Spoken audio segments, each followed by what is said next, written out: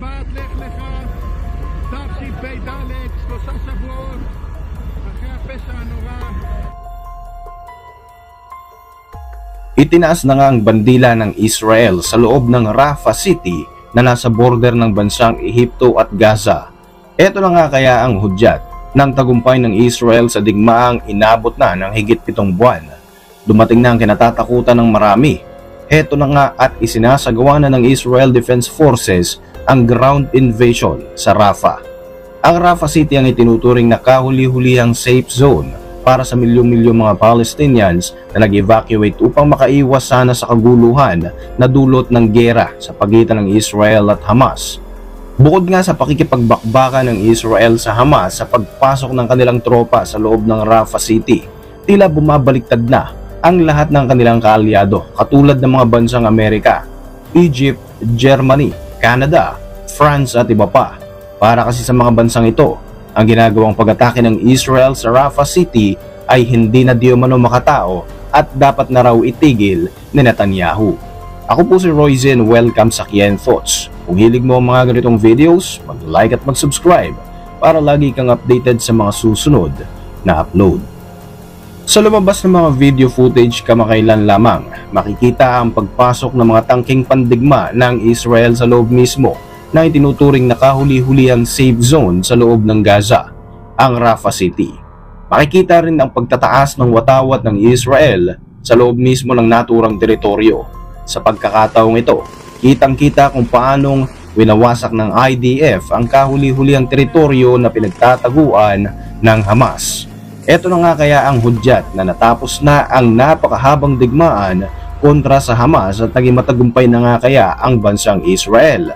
Base sa report ng Reuters noong ika-6 ng Mayo taong kasalukuyan, hinikayat ng Israeli military ang mga Palestinian civilians sa loob ng Rafah City na mag-evacuate na dahil nga sa nalalapit na pagpasok ng kanilang tropa sa loob ng nasabing teritoryo. Sa loob ng halos 7 buwan na bakbakan sa pagitan ng Hamas at Israel, tanging ang Rafah City ang nagiging kanlungan sa milyon-milyong mga sibilyan na napilitang lumikas dahil sa digmaan.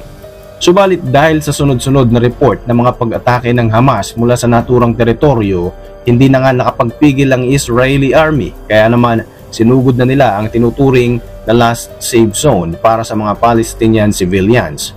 Kasunod ng panawagan ng Israel para lumikas ang mga civilians sa Rafah City, agad nilang pinasok ang kanilang mga tangking pandigma at sa buong magdamag nga ay maririnig rin ang walang tigil na mga pagsabog dahil sa isinasagawang airstrike ng tropa ng IDF.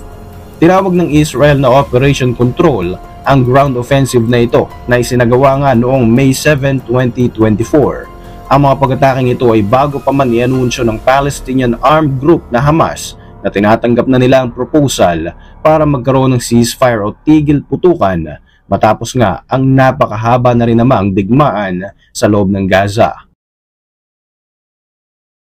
Sa kasunduan na ito, ang mga bansa katulad ng United States of America, Qatar at Egypt ang naging mediator sa pagitan ng magkabilang panig.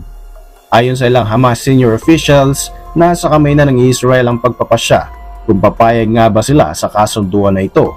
Sinabi naman ng isa sa mga aide ni Hamas Chief Yahya Sinwar na sumangayon ang kanilang grupo sa 3-phase deal.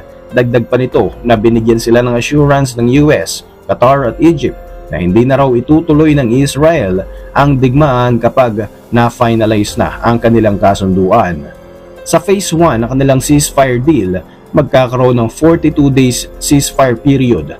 Pakakawalan rin ng Hamas ang 33 hostages kapalit ng pagpapalaya ng Israel sa mga Palestinians na ikinulong nito. Kasama rin sa usapan ang pag-atras ng tropa ng IDF mula sa Gaza upang malaya makagalaw ang mga Palestinians mula sa southern Gaza patungo naman sa northern Gaza. Sa second phase ng kasunduan, magkakaroon ng panibagong 42 days ceasefire upang maging kalmado na di umano ang sitwasyon sa loob ng Gaza Strip. Pagkatapos nga ay magkakaroon ng complete withdrawal ang IDF mula sa nasabing teritoryo. Ibig sabihin ay wala ng mga Israeli military ang matitira sa loob ng Gaza Strip.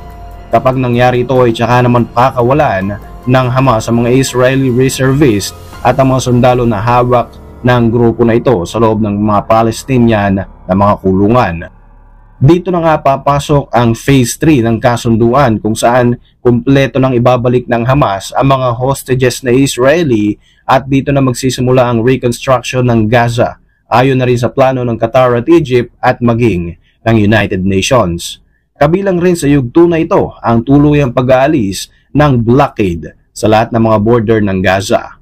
Gayunpaman, kahit na pumayag na mga militanteng grupo sa kasunduan na ito, maring sinabi ni Israeli Prime Minister Benjamin Netanyahu na hindi itong gusto mangyari ng Israel. Ayon sa ulat ng AP News, sinabi ng mga Israeli officials na mga demands na ito ng Hamas ay malayong malayo sa kasunduan na inaprobahan ng Israel. Ayon pa kay Israeli War Cabinet Minister Benny Gantz, ang ceasefire proposal na tinanggap ng Hamas ay nagkaroon ng inconsistency sa dialogue ng mga mediators. Sa madaling sabi, hindi katanggap-tanggap para sa Israel ang mungkahi na ito. Ayon pa sa kanila, tila pinagmumukha ng Hamas na tumatanggi ang Israel sa napagkasunduan gayong hindi naman talaga ito ang deal na inilatag sa kanila. Dahil nga dito ay nagdesisyon na ang Israel na isagawa ang ground offensive sa loob ng Rafah City nitong Martes, 7 ng Mayo taong kasalukuyan. Mas tumitindi ang tensyon sa Kerem Shalom border dahil nasa ilalim na nga rin ito ng kontrol ng Israel sa kasalukuyan. Hindi naman nagustuhan ng maraming mga bansa ang ginawang desisyon ng Israel, partikular na ang mga malalapit nitong kaalyado. Kabilang na nga rito ang Saudi Arabia, Jordan, Egypt at iba pang mga Islamic countries.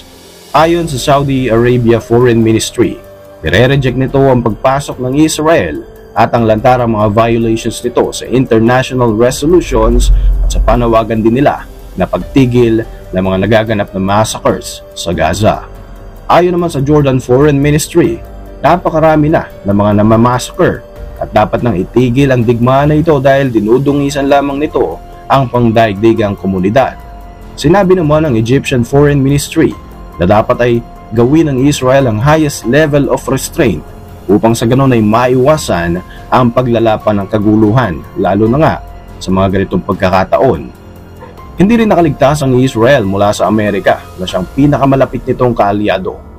Matatandang makailang beses nang nagbigay ng warning ang Estados Unidos sa Israel upang wag na nitong ituloy ang planong pagsugod sa loob ng Rafah City.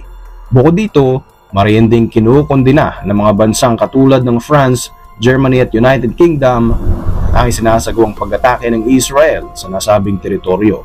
Maging ang pamunuan ng United Nations ay nagbigay rin ng matinding babala sa Israel ukol nga sa ground invasion na sa kasalukuyan ay sinasagawa ng bansang ito.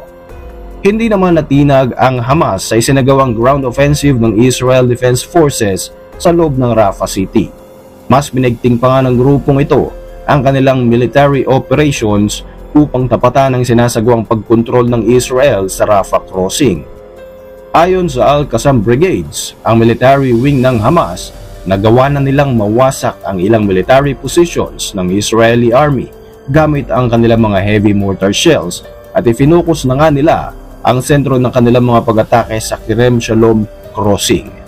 Gumamit din sila ng mga short-range radium missile upang maprotektahan ang kanilang pinakahuling teritoryo.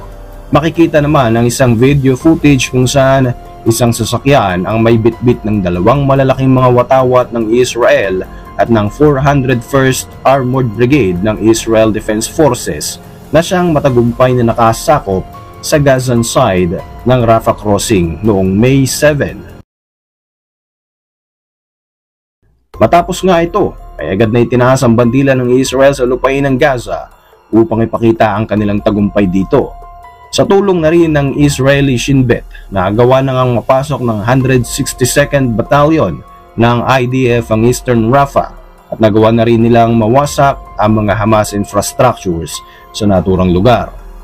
Ngayong hawak na ng Israeli forces ang kahuli-hulihang importanteng daanan papasok sa Gaza, tila na-checkmate na ng Israel ang Hamas at maaring panahon na lamang ang makakapagsabi kung kailan matatapos ang kaguluhan na ito. Siguradong malaking papel ang gagampanan ng mga kaalyado ng bawat kampo sa mga susunod na araw at malalaman natin kung ano pa magiging hakbang ng Israel at ng Hamas. Matutuloy nga kaya ang ground offensive at magpapadikta nga ba ang Israel sa kanilang mga kaalyado upang wag nang ituloy ang kanilang planong pagpasok sa Rafah City? Para sa inyong mga reaksyon, mag-iwan lang ng komento sa ibaba ng video na ito. At para manatiling updated sa ating mga susunod na upload, siguruhing mag-subscribe. I-like mo na rin ang ating mga videos bilang suporta. Muli, ako po si Roy Z at maraming salamat sa patuloy na pagsubaybay sa ating channel.